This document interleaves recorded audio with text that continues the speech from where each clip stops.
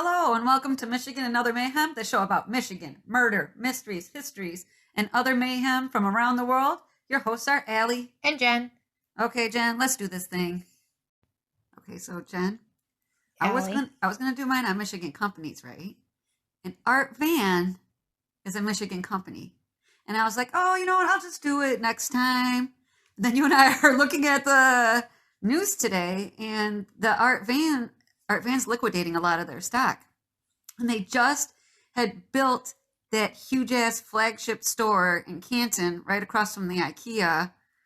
And now I'm like, oh shit, maybe it might be a little too late to do Art Van. I'll be like, Art Van, the store that used to be. I wonder if they're going to stay online, though. I hope so. They were talking about liquidating the current stuff out of the stores. So does that mean you're dying? What does that mean? Are we on life support? What is happening? Yeah. Yeah. We'll have to see. Yeah. What are you doing today? So today I'm going to do Michigan companies, but you will hear no Art Van. Not Art Van. No. What do you have? I have conspiracy to kidnap and rape child from a county fair in Eaton, Jackson, and Hillsdale, Michigan counties in 2018. Oh, shit. When you said Jackson, I was hoping for Florida. How about you go first? All right. No, how about I've got, my shit's a lot lighter. We'll go heavy than light. Okay. Because your shit is scary. Yeah. Okay, so basically like 1% of child abductions is stranger abductions. Usually if a kid is kidnapped, it is from a family member. Like a family member kidnaps a kid. It could be like parents are arguing and stuff. So whenever people are like, oh, I'm worried my kid's going to get, I'm like, don't worry. It's very rare. It hardly ever happens. And you're just scared the shit out of me. I didn't realize that. Yeah. I almost got kidnapped. I think we talked about that story. Oh, yeah. All right. In 2018, the Michigan State Police received a lead on a group of people who planned on abducting a child from a county fair. They were unsure which county it would be in, but the plan was said to revolve around the Eaton, Jackson, and Hillsdale counties. Holy fuck. Yep. The police were able to figure out who was involved and arrested 4 people before an abduction could occur. See, I found one that had a good ending. Crap, that is a good ending. Thank But you. I didn't want to tell you. You know what? I should have just let you go, damn it. The people arrested were Talia Furman, age 32. Wait, that's a woman? Talia. Whenever there's a fucking woman involved, I want to slap her extra super hard. You know, like, I want to have at everybody, but the woman, I just want to be like, you should know, you piece of trash. Right? Yeah. Yeah. And she's age 32 of Springfield, Michigan. Yeah, you're old enough. Yep. Matthew Toole, age 32 of Battle Creek, Michigan. Can I make a joke about him being a tool? A tool. Yeah, he was actually the worst one. Oh, see? He is a tool. Yep. David Bailey, age 37 of Coldwater, Michigan. And Jamie, Jayme. Oh, Jamie. Jamie? Yeah. Age 19 of Athens, Michigan. Wait, usually when they spell, this is not always true, but usually when they spell Jamie, Jayme, isn't that usually a girl? I think there was 2 girls and 2 boys. Okay, well, I hope they get it handed to them in prison. Yeah. Yeah. The case was solid against these 4 individuals as the police had messages between all parties which clearly explained the plan. They had come up with that and then evidence from their homes. So, oh, shit. So not only did like they one have guy's like, don't worry, I got the dungeon ready for the kid. Yeah. Oh, shit. And then here, yeah. And everybody's like, all right, I got the cuffs. They actually planned all this one night over pizza. You know, pizza does a lot of things to me, but make me want to kidnap someone. Right. No. Not on my list. In March 2019, Matthew was sentenced to a minimum of 50 years for 2 counts of first-degree criminal sexual conduct. Then in August 2019, Talia and David were sentenced to a minimum of 25 years on the charge of conspiracy to commit sexual conduct. In addition, David received a minimum of 5 years for conspiracy to kidnap, while Talia received a minimum of 11 years for conspiracy to kidnap. Oh, shit. I wonder what she did extra. Yeah, she must have. Because she got like a double plus a little from what he got. Yeah. In September 2019, Jamie was sentenced similar to Talia and David. Matthew received the heaviest sentence, as it was stated that descriptions in the messages, such as how certain things would arise, how they would do things, were very disturbing. And the judge talked during the sentencing how it was the most heinous thing he had ever seen. Okay, now that you've said that, there is a documentary on Netflix in which your brother's like, do not watch this. You cannot watch this. Do not watch this. So it's something of Gabriel Fernandez. And apparently these people, and he's like, do not watch it. And he kind of like gave me a rundown. These people, I know that it was like his step parents and there were like social workers involved, but they tortured a kid to death, a little boy. And your brother's like, absolutely, this will disturb you in 1,000 different ways. You may not watch it. And I said, I will not. I'm going to disturb you in one of the podcasts coming up. Okay. It's a short story. Okay. But it will blow your mind what this parent did to their child. Oh my God. Yeah, it will. Okay. But now I have to watch that documentary. All right. Well, the Don't Fuck with Cats documentary, you said to me, you should watch that. And I was like, okay. There were 2 times I was like, ah! And I like sped it forward a couple seconds. But that's the one where the guy filmed himself killing these cats. Mm-hmm. He put them in a vacuum seal bag and pulled all the air out, and of course they suffocate. Mm-hmm. And then there's people who see this online and they start to get together to find him. And there's a couple more videos in which he kills cats, and that's why I was like, no! When I watched that, and I cannot tell anybody the twist ending, but I damn near fell out of my chair, and you were like, "There's a twist at the end." I know. I almost fell out of my GD chair. You think it's something that documentary is about something one else, thing, and in the end, it's just it's a whole hot mess. And I just want to say, between the U.S. and the Canadian police, I wanted to shake the shit out of a few people. Yeah, because people are like, "Hello, this is the guy. This is the guy." They're like, "Just I don't know what you guys are saying." Like, oh my God, right? Yeah. All right, what do you got? Okay, so Michigan companies. I started with Bad Frog beer. Why wouldn't you start with Jiffy? Is Jiffy a Michigan company? Jiffy? Chelsea, Michigan? Is it? The best cornbread ever made in the world? I do love their cornbread. Okay, put that on with the Art Van. I will. I'll get my shit together. Art Van Yeah. Jiffy, yeah. So Bad Frog beer is actually based out of Rose City, Michigan. And it was founded by Jim Wallace, and his original intention was not to create a new beer. Like, that wasn't how this whole thing started. Jim worked for a t-shirt company as a designer, and he was looking for, like, a new project. When he brought up the idea of a frog, his boss told him that, like, frogs are too wimpy.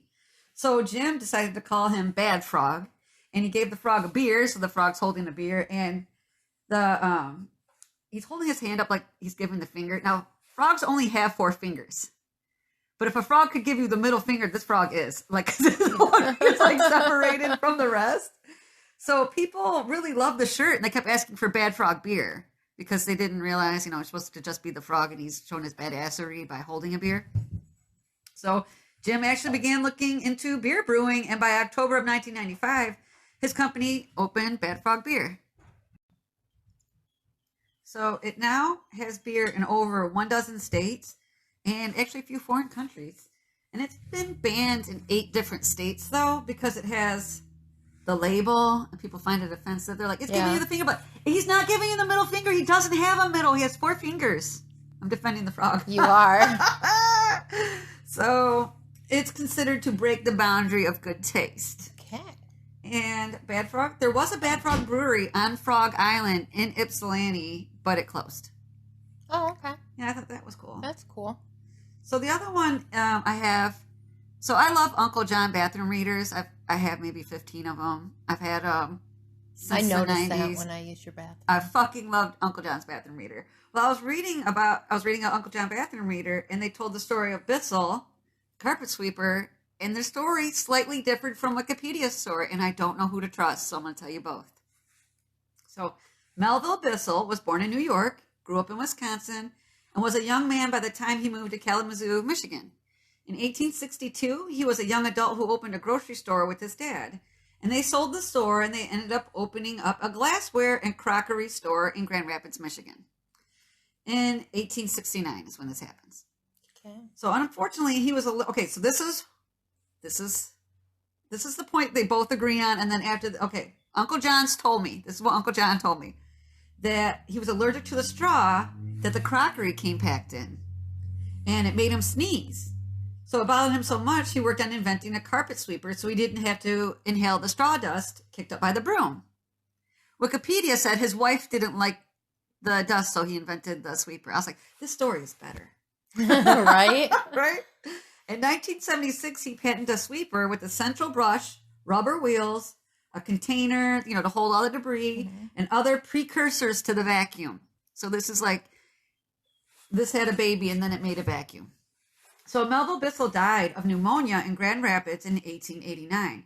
And his wife, Anna Bissell, took control of the company after his death, making her the first American female corporate chief executive officer, or CEO for short. So she's the first female CEO in America, right here in Michigan. Wow, that's cool. By 1899, she had grown the company to make it worldwide.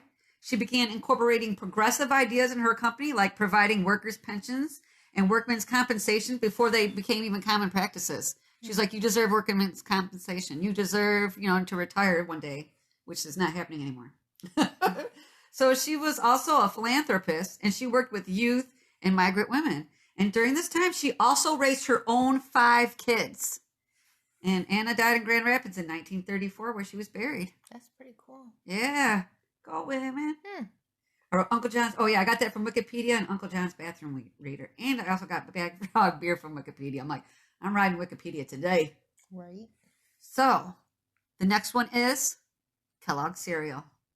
So, at one point, I'm going to talk about John Kellogg and his brother Will fighting, or he's sometimes called WK. They fight for years. It gets nasty. It's totally involved, and I'm just going to brush over all that. Okay. So the Kellogg brothers, John Henry and WK, created the cereal industry. So there was no really, in the late 1800s, there was no cereal. They created a whole thing that Americans use every day now, right? I didn't realize that. Yeah. John was a doctor, and he was looking to help bolster his patients' emotional, spiritual, and physical well-being. With cereal. Yep. He never consummated his marriage. All their children were adopted, and he believed that masturbation was unhealthy. So you can't jerk off and you can't have sex. He doesn't think it's healthy. He never had sex with his wife. Just, whoa.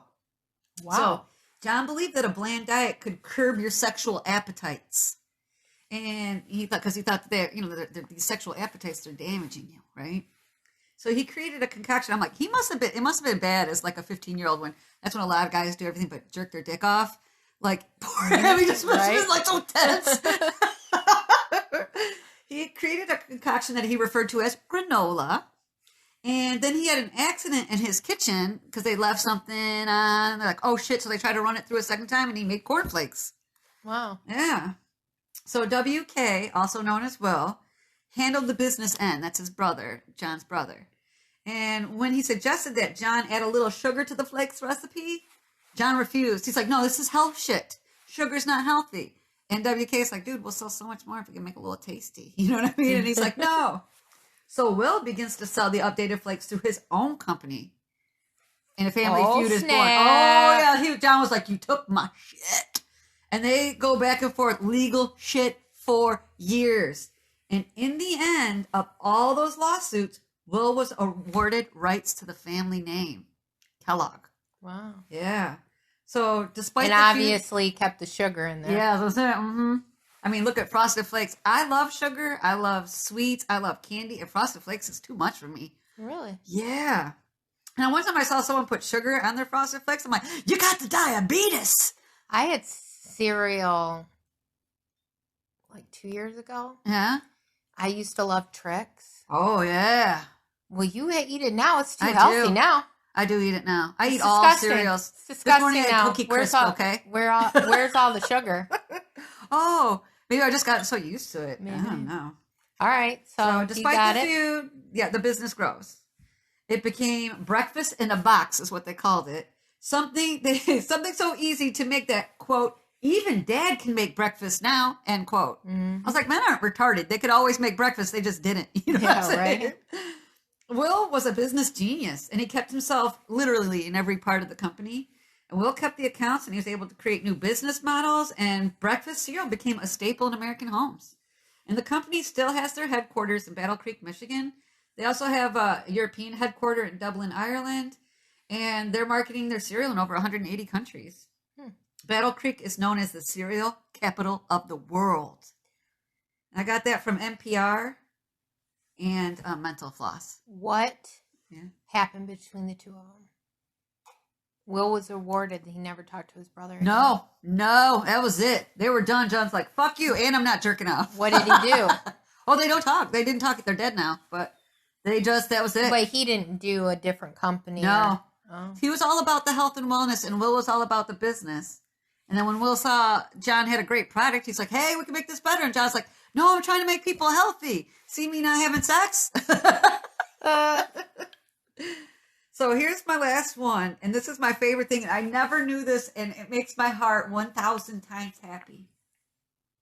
I want to talk about A&W restaurants. Now, when I was growing up in Walled Lake, off of Walled Lake Drive, it's a drive that went around the lake, surprise.